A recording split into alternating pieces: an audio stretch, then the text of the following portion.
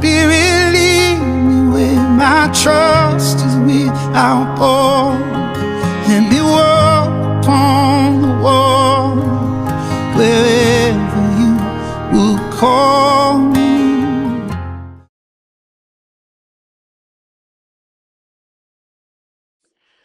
Ok, entonces están las dos partes. La gracia, que es la parte que le corresponde a Dios. Dios lo ha hecho todo. Uno de los cinco solas de la Reforma, solo gracia, que todo es por gracia.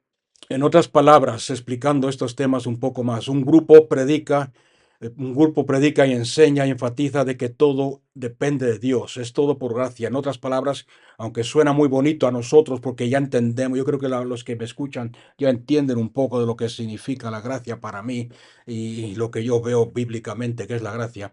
Pero hay un grupo que enseña y enfatiza que todo es de Dios, todo depende de Dios. Eso se llama gracia, es la parte que le corresponde a Dios.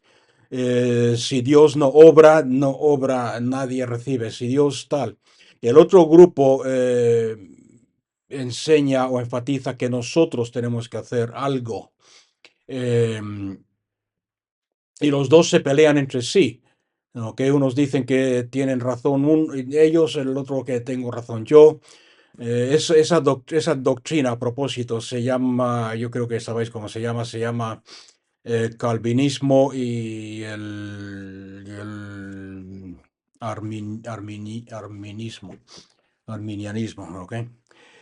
Unos creen que es todo por gracia, todo de Dios, Dios lo hace todo, nosotros nada, y los otros enfatizan que nosotros tenemos una parte que tenemos que hacer cosas para que la gracia funcione.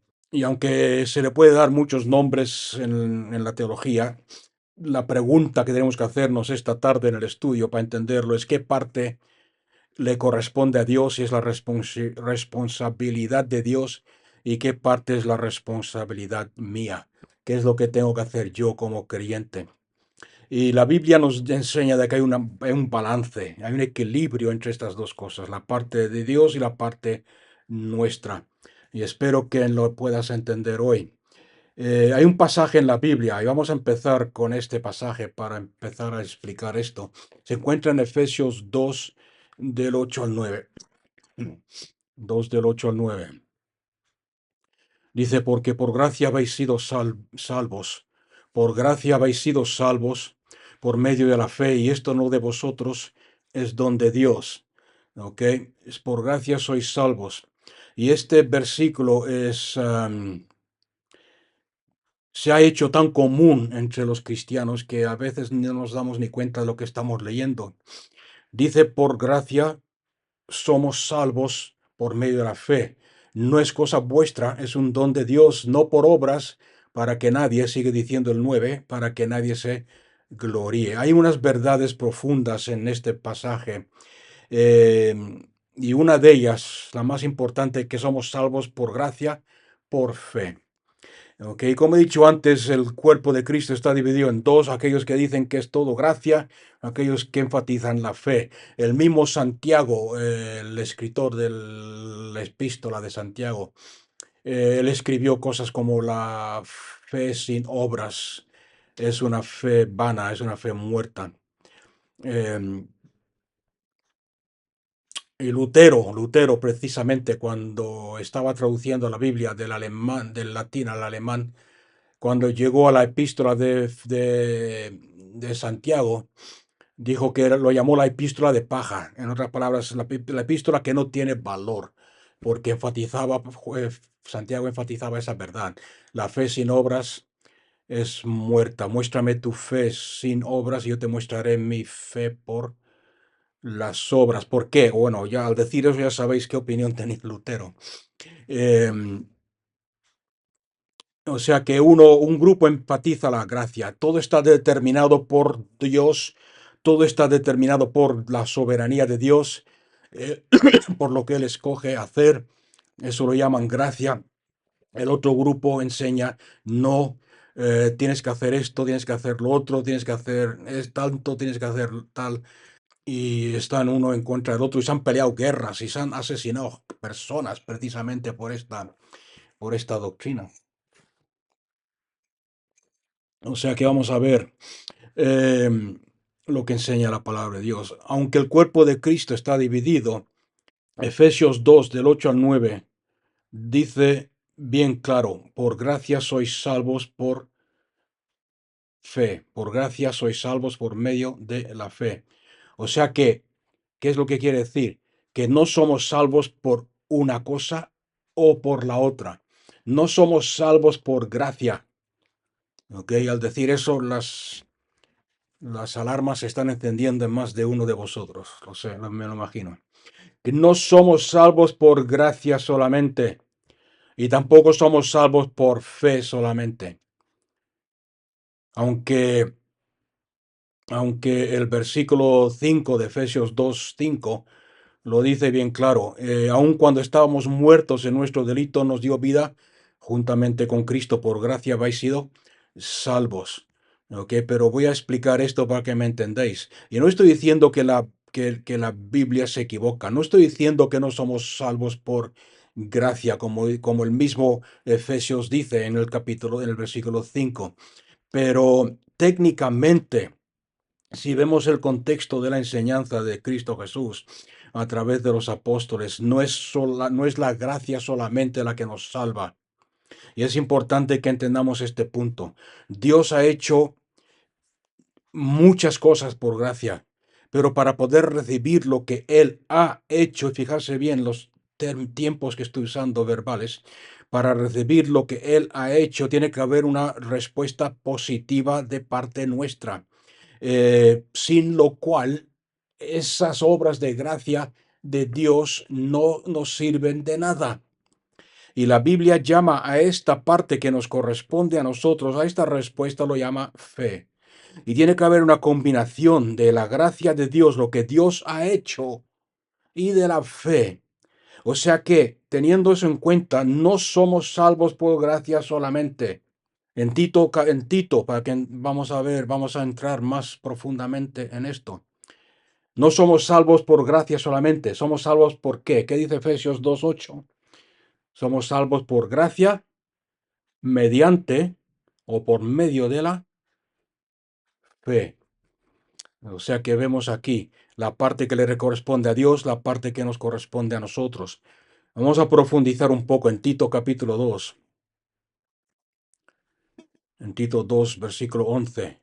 Dice la palabra de Dios, porque la gracia de Dios se ha manifestado, trayendo salvación a todos los hombres. ¿Qué dice la Biblia tuya? La Biblia mía dice, porque la gracia de Dios se ha manifestado, trayendo salvación a todos los hombres. La gracia es la parte que le corresponde a Dios. Es algo que fue hecho por Dios, y poner atención, es algo que fue hecho por Dios antes de que tú existieras. La gracia no tiene nada que ver contigo. La gracia, la definición en el diccionario de la palabra gracia es algo inmerecido, algo no ganado con nuestro sueldo o con nuestro esfuerzo. Si la gracia es algo que Dios ha hecho y la gracia solamente por sí sola no salvara, entonces, de acuerdo a Tito capítulo 2, versículo 11, todo ser humano sería salvo. Porque aquí dice bien claro, trayendo salvación por gracia a todos los hombres. La gracia de Dios es la misma para todos. O sea que Dios tiene la misma manifiesta y muestra y tiene la misma gracia para todo ser humano, para toda persona que jamás ha vivido.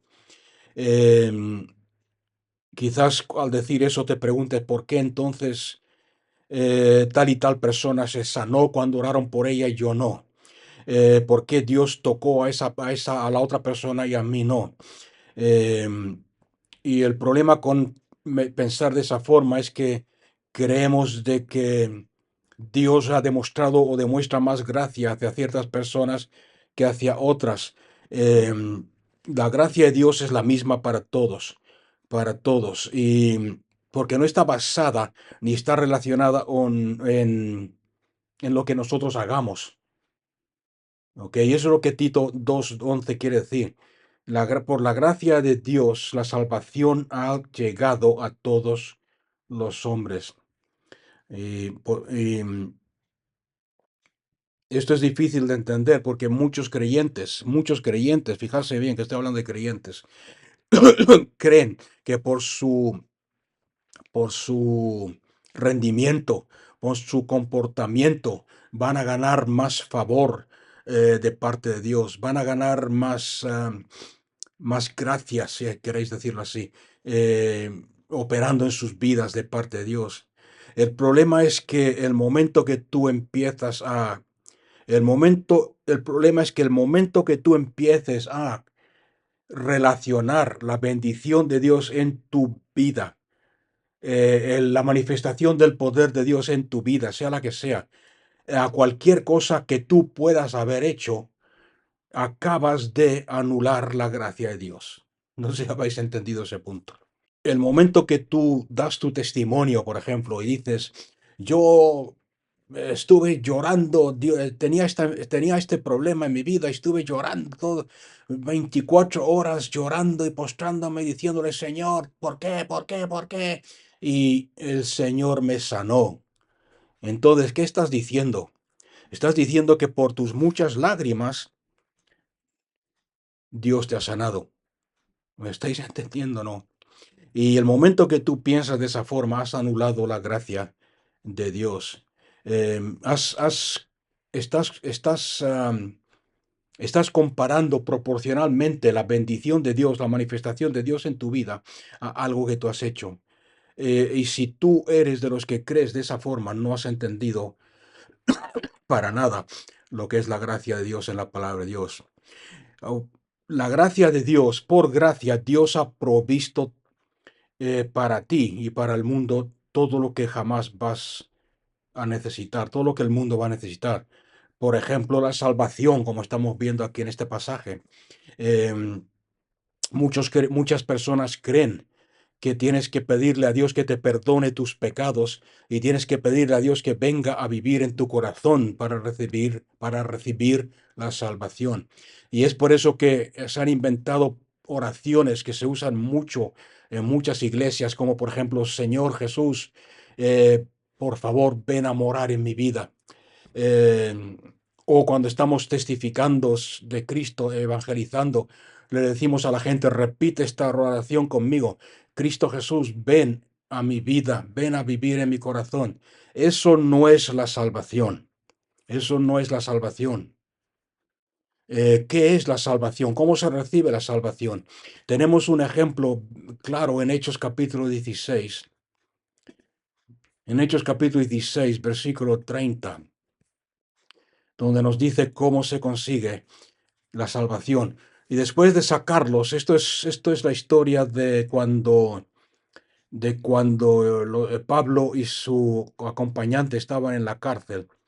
Y hubo un gran terremoto después de que estuvieron adorando a Dios. Después de sacarlos afuera del derrumbe, el carcelero les pregunta a Pablo, señores, ¿qué debo hacer para ser salvo? Y ellos le respondieron, acepta a Cristo Jesús en tu corazón y pídele que venga a vivir en ti y serás salvo. Amén. No, nadie responde. Ellos le respondieron, ¿qué tenemos que hacer para ser salvos? Y ellos le respondieron, cree, subrayar esa palabra, cree en el Señor Jesús y serás salvo tú y tu casa. Y le hablaron la palabra del Señor y a él y a todos los que estaban en su casa. Y en esa misma hora los bautizó. O sea que, ¿qué tuvieron? ¿Cuál es la respuesta? ¿Qué tuvieron que hacer para ser salvos? Creer en el Señor Jesucristo. ¿Creer qué? Creer no significa creer que Jesús existe. Aún los demonios creen. Eh, Tampoco significa creer que Cristo Jesús vino aquí a la tierra. Em, Cristo Jesús no murió solamente para aquellos que él sabía que algún día lo iban a aceptar. En primera de Juan 2:2 Primera de Juan 2:2 dice la palabra de Dios. Y los estoy leyendo, normalmente los cito, pero los estoy leyendo porque es importante que esto quede claro. Cristo Jesús mismo es la propiciación por nuestros pecados. Y no solo por los nuestros, no solamente por nosotros que somos creyentes, sino también por los del mundo entero. Cristo Jesús murió por todo pecador que jamás ha vivido en la faz de esta tierra. Y murió, y fijarse bien otra vez en el tiempo verbal, y murió por nuestros pecados hace 2000 años, mucho antes de que tú cometieras los pecados, mucho antes de que los que vivieron después de la cruz de Cristo cometiesen pecados. ¿Me está entendiendo alguien? O sea, ¿qué quiero decir con eso? Y es por eso que me habréis escuchado en otras ocasiones hacer comentarios sobre estas oraciones religiosas, y que Dios no está esperando a que tú le digas, por favor, ven a mi corazón, oh Cristo. Por favor, ven a vivir en mí. Perdóname mis pecados. La verdad radical es que los pecados del mundo entero ya han sido perdonados. Dios perdonó tus pecados antes de que tú existieras, antes de que tú nacieras. Tus pecados fueron perdonados antes de que tú cometieras sus pecados. O sea que, ¿qué quiero decir con eso? Que el pecado no es un problema para Dios. Y ese no es el mensaje que la iglesia está predicando hoy. La iglesia está básicamente predicando de que cada vez que tú pecas es una afrenta contra Dios. Tienes que pedirle, rogarle a Dios que perdone tus pecados, em, y cubrirlos con la sangre de Dios para que Dios pueda obrar en tu vida. Tienes que pedirle perdón por tus pecados para que Dios pueda sanarte. Tienes que pedirle perdón por tus pecados para que Dios pueda obrar. E incluso, ok, lo que voy a decir ahora, incluso pedir avivamiento, porque cuando pedimos avivamiento, ¿cuál es el versículo más usado para pedir avivamiento cuando oramos por avivamiento? Segunda Crónicas 7:14. ¿Qué dice Segunda Crónicas 7:14?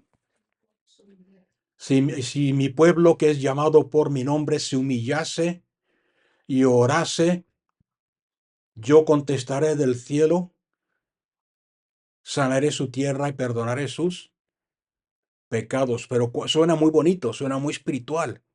Si mi pueblo que es llamado por mi nombre se humillase, Señor, nosotros somos llamados por tu nombre, nos humillamos. Pero ¿cuántos saben que ese versículo, esa declaración de parte de Dios es para la gente del antiguo pacto, aquellos como el pueblo de Israel, que es el que pecaban contra Dios, se arrepentían y se volvían a levantar, aquellos que estaban bajo la maldición, cuando Dios le dijo, el día que pecares, morirás. Y cada vez que el pueblo de Israel pecaban, eran llevados al exilio y pecaban. Incluso el versículo más triste en el Antiguo Testamento, para mí personalmente, se encuentra en los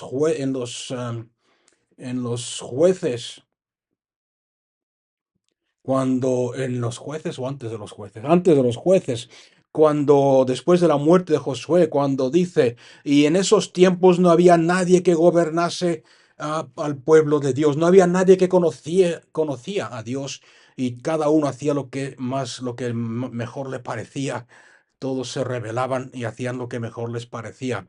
Y Dios tuvo que poner un juez, y el juez restauraba el pueblo. Y una vez que el juez moría, volvían a caer en pecado, y volvía a poner un juez. Y Dios usaba ese juez. Y en ese contexto, Dios le dice, si mi pueblo conocido por mi nombre, que es el pueblo de Israel, se humillan, yo los sanaré su tierra.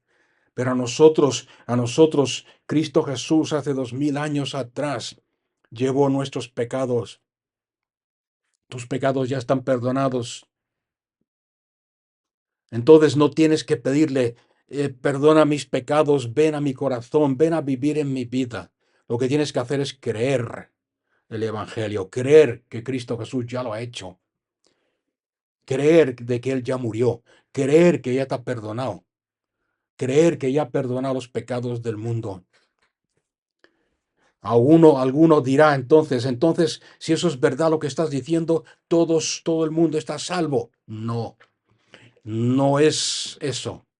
¿Por qué? Porque hemos dicho al principio que la gracia no te salva.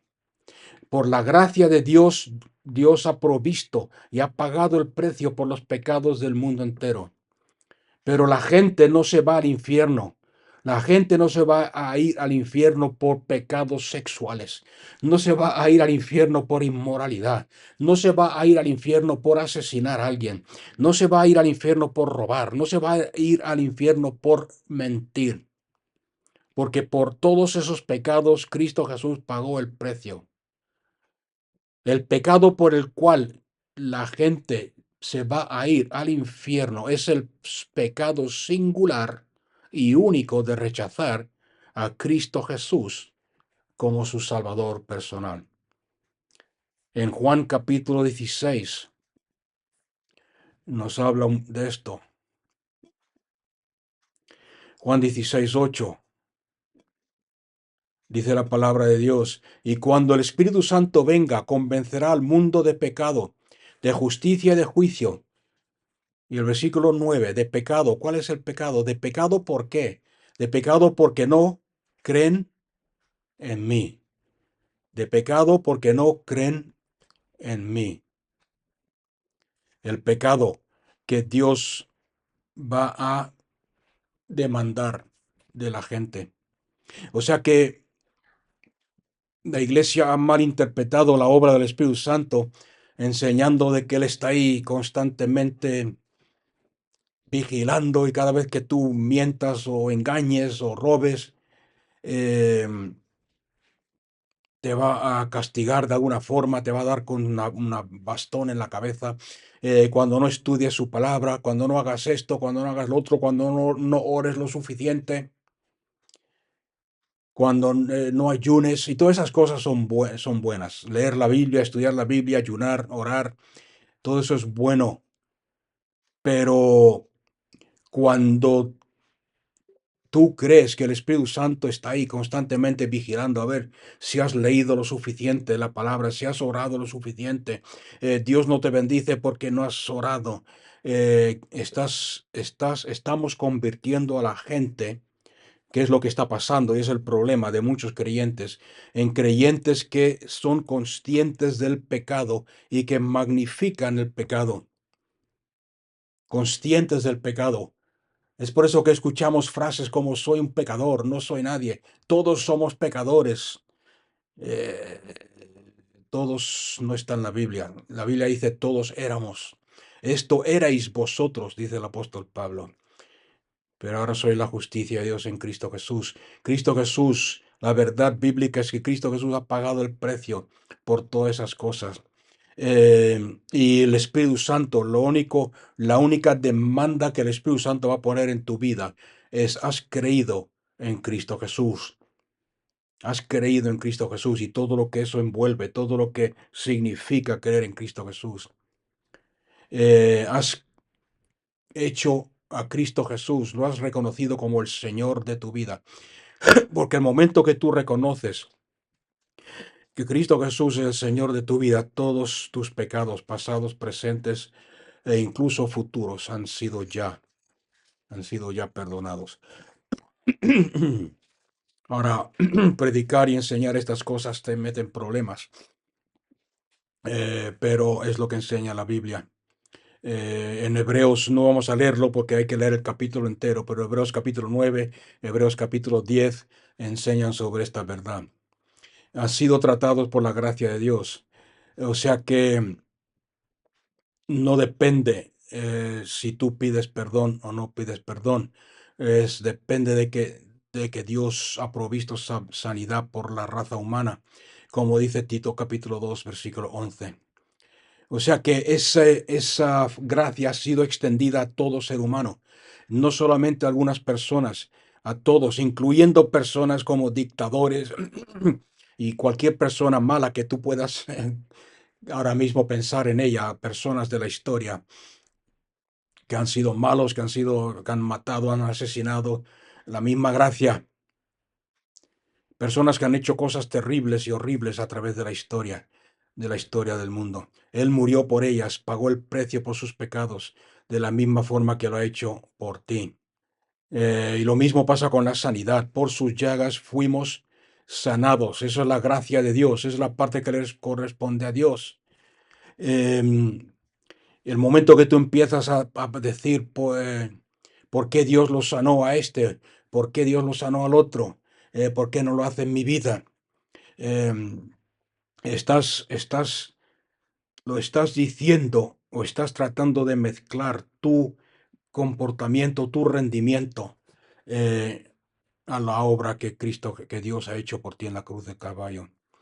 Empiezas a reconocer, es que no he orado lo suficiente, es que no tengo, no he hecho esto, no he hecho lo otro, y crees que tú, que has fracasado, o crees que no has logrado no logras las bendiciones de Dios, porque le has fallado a Dios de alguna forma.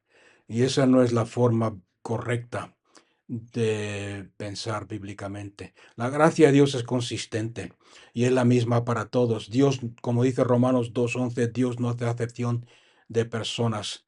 Él no ama a una persona más que a otra. No ha provisto para una persona más que para otra.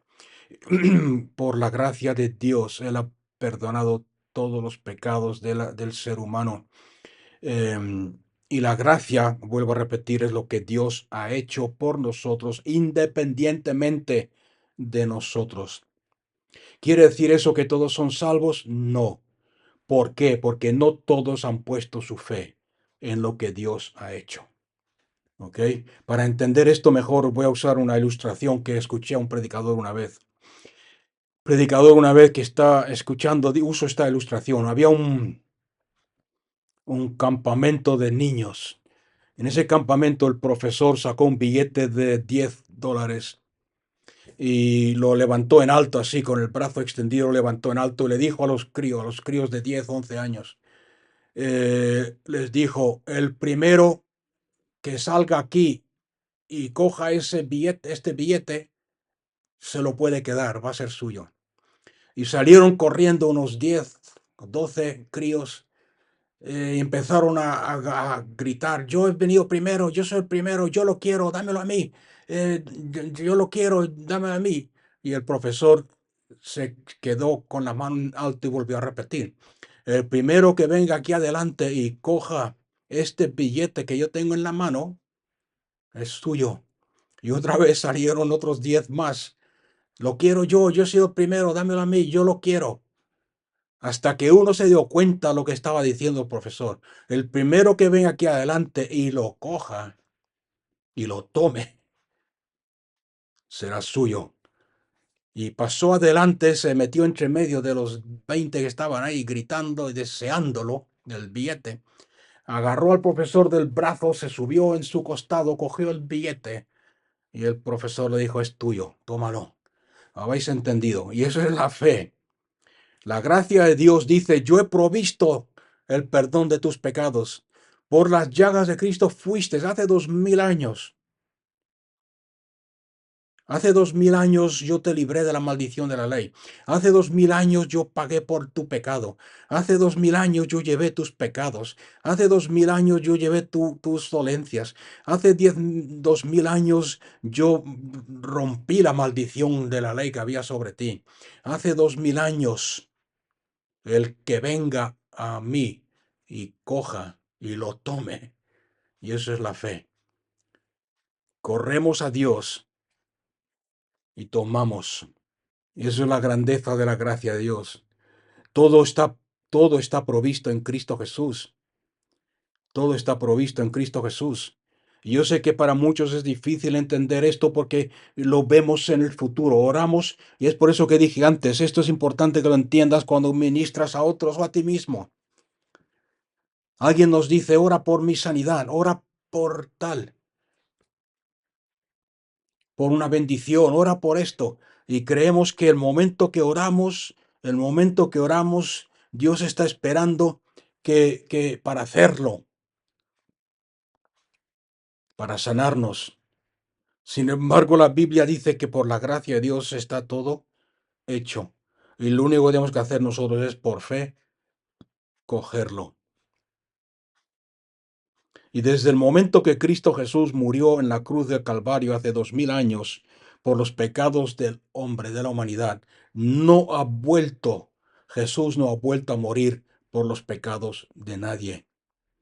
Desde el momento que Cristo Jesús murió en la cruz del Calvario y llevó nuestras enfermedades, no ha vuelto a llevar la enfermedad de nadie, porque ya lo hizo hace 2000 años. La salvación, la sanidad, las bendiciones, la liberación, son cosas que ya están provistas. Es la gracia, es lo que se llama la gracia de Dios, la parte que le corresponde a Dios.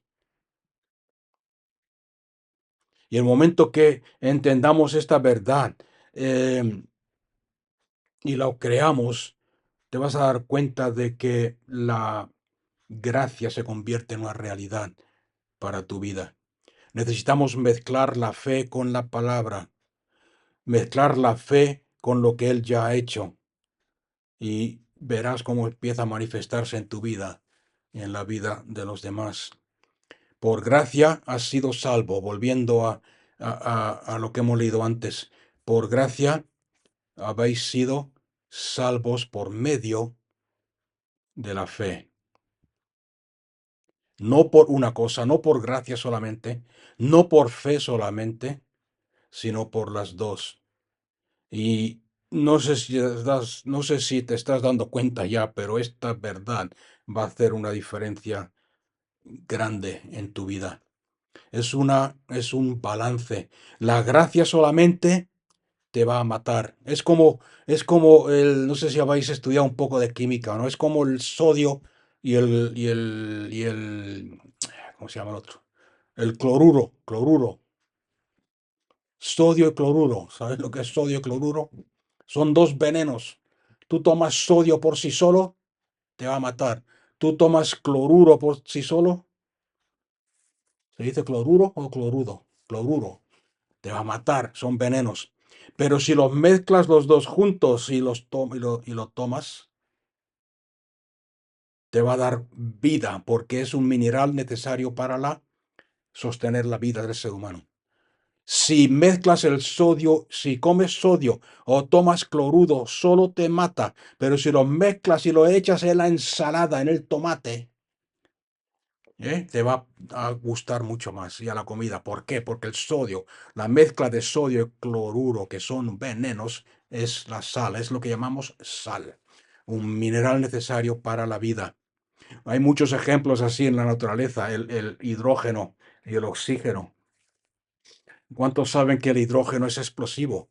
Es muy volátil. El hidrógeno por sí solo es explosivo. Y tú tienes hidrógeno y no tienes cuidado con él, explota y revienta todo lo que esté a su alcance. El oxígeno por sí solo es altamente corrosivo. De ahí de la palabra oxígeno, de la misma raíz latina, sacamos palabras como óxido, oxidación, óxido rojo, es corrosivo. Pero ¿cuántos saben que si lo mezclamos, que si no, que si tú tomas hidrógeno solo, va a explotar tu cuerpo, te vas a reventar? Si tomas oxígeno solo va a oxidarte. Pero si lo mezclas y te lo bebes, no te va a pasar nada. Además que es necesario para vivir, porque si no tomas esa mezcla, y no tomas 2 litros de hidrógeno y oxígeno mezclado, según los médicos, tu cuerpo se enferma. ¿Me está entendiendo alguien? La mezcla de hidrógeno y oxígeno es agua, lo que llamamos agua. La agua.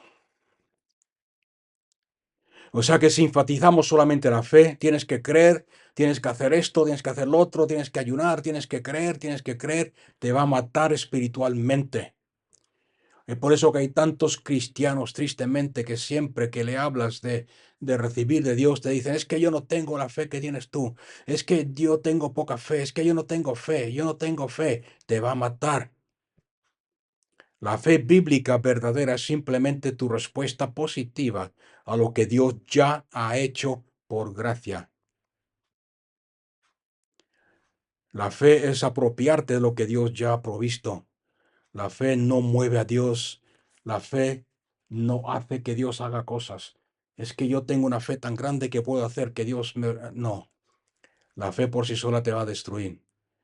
La fe es reconocer que Dios ya lo ha hecho y apropiártelo como el niño con el billete de $10.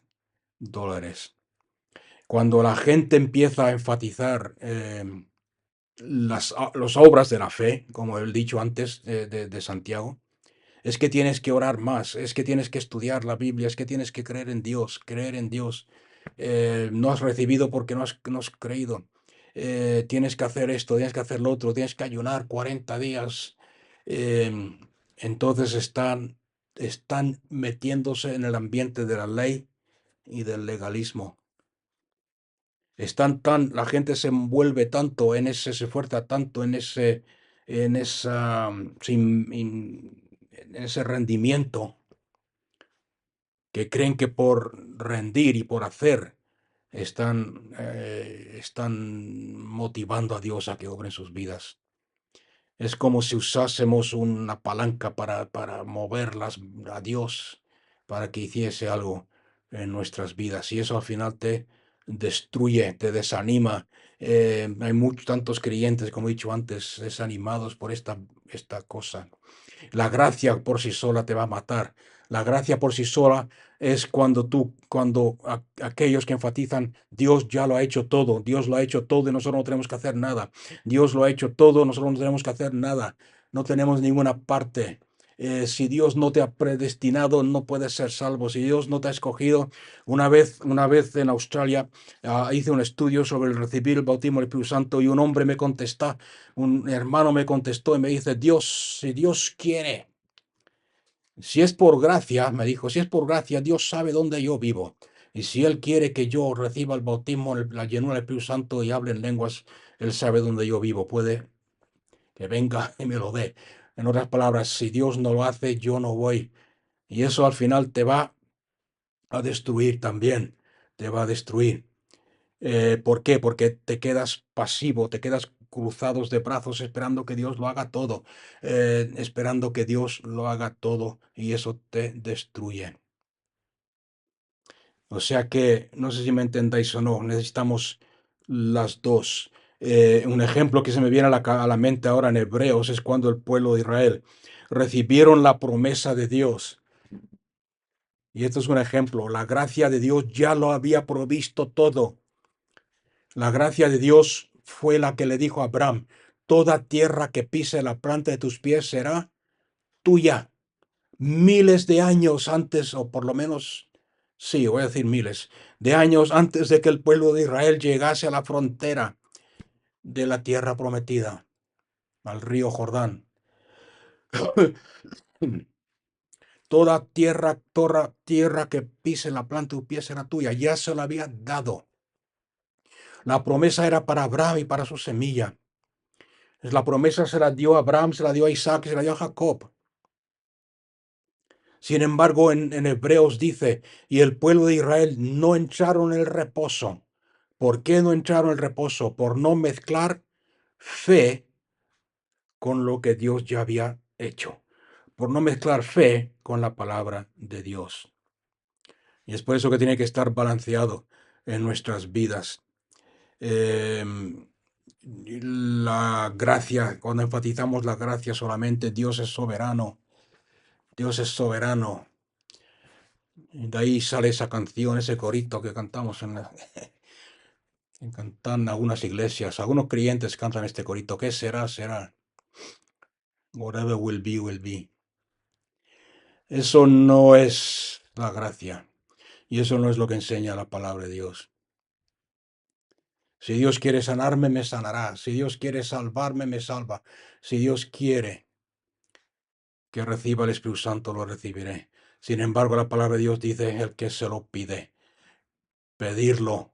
¿Lo queréis? Pedirlo. ¿Por qué lo tenemos que pedir? Porque pedir, aquel que ora y cree que lo que ha pedido ya es suyo, porque ya es suyo, porque Dios ya lo ha provisto. El día que Jesús subió al cielo, Os conviene que yo me vaya, que suba a la presencia de Dios, porque si no, no vendrá el Espíritu Santo. El momento que Él subió, en el día de Pentecostés, bajó el Espíritu Santo. Dios es soberano, y esa palabra soberano, eh, a mí me da escalofrío, es esa palabra soberano es como, me da tiritones, ¿ok? Porque es una palabra tan mal usada en la Biblia que y ha destruido tantas vidas. Es como cuando alguien va por ahí diciendo, yo creo y predico la sana doctrina. Me produce el mismo efecto. ¿Por qué? Porque ni los de la sana, ni los que predican la sana doctrina, ni los que enfatizan la soberanía de Dios saben lo que significa. La palabra soberano simplemente quiere decir que no quiere decir que Dios actúa soberanamente y que nosotros no tenemos nada que ver con sus acciones y que nosotros no podemos hacer nada. Que Dios hace lo que Él quiere, cuando Él quiere, y etcétera. No quiere decir eso. Y si hablamos antes de la muerte, que cuando Dios quiere te mata, cuando no te mata, cuando no, pues, te da vida. Hace poco escuché de uno, bueno, hace poco, no hace algunos años escuché de unos padres que perdieron su hijo porque había estado bebiendo, se había drogado, había estado bebiendo, cogió una moto pequeña, era pequeña, pero igual, da igual, cogió la moto y salió por ahí con la moto y tuvo un accidente y murió.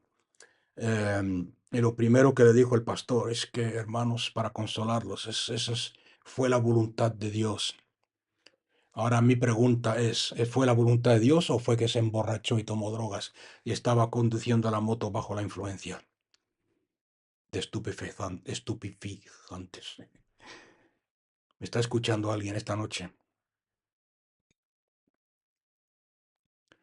La palabra soberana y lo que aquellos que son, y de hecho creo que solamente hay una versión, si no me equivoco ahora. Bueno, no voy a decir esto, enfatizar esto mucho porque ahora no estoy seguro, pero creo que solamente hay una versión que popularizó la palabra soberana, dándole el significado que muchos creyentes le han dado hoy en día. Sin embargo, en otras, por ejemplo, en muchas versiones originales, en muchas versiones, cuando habla de el Dios, el Señor Dios, Dios Todopoderoso, solamente una o dos versiones lo han traducido como el Dios soberano. Y esa palabra soberano ha sido mal interpretada y mal usada. La palabra soberano simplemente quiere decir, viene de la palabra, eh, viene de una raíz inglesa que quiere decir sovereign. ¿Ok? Samuel entenderá lo que estoy diciendo. Sovereign, que quiere decir rey o reina, nobleza, aquel que está en el trono, aquel que gobierna como monarca. Eh, o sea que cuando hablamos, cuando lo usamos como un adjetivo, el Dios soberano, estamos diciendo el Dios supremo, el Dios que es soberano, que es rey, eh, el que está sentado en el trono, el que tiene mayor rango, el que tiene mayor poder.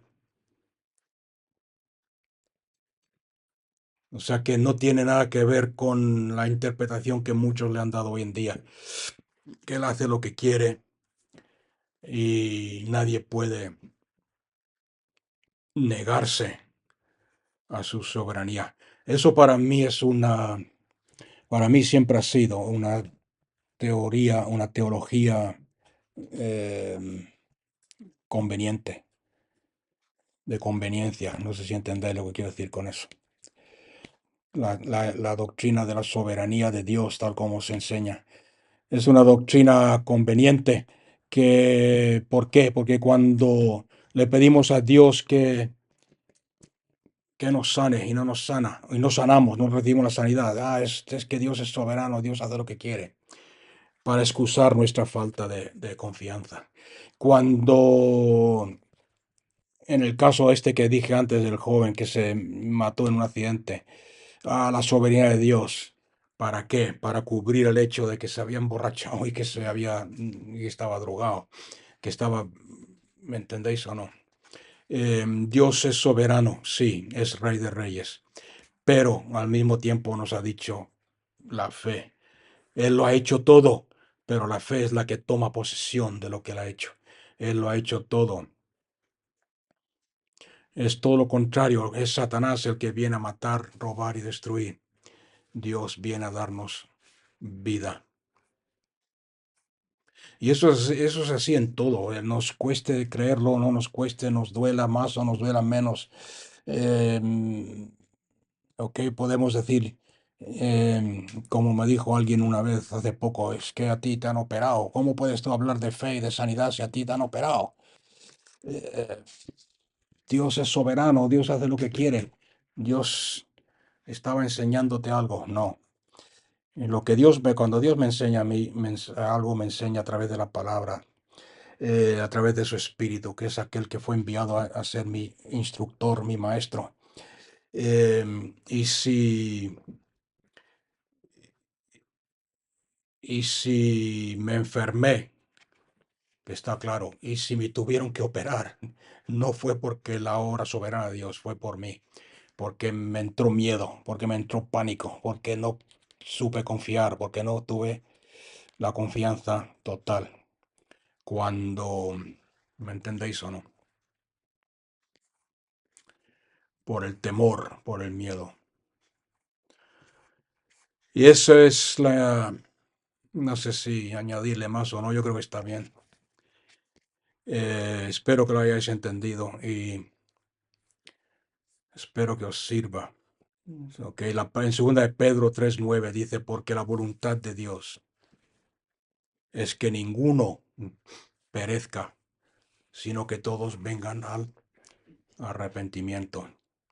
La voluntad de Dios, que vengan al arrepentimiento. Todos son salvos. Tú estás orando por tu esposo, estás orando por tu hijo, estás orando por un familiar, estás orando, ya fue hecho. Dios ya lo ha perdonado. Lo que tienes que hacer tú ahora es tomar posesión. ¿Cómo se toma posesión? Pues en primer lugar, destruyendo toda mentira de Satanás en la vida de esa persona. Hay muchos seres queridos que no aceptan la salvación porque creen que están aceptando una religión. Y no es eso.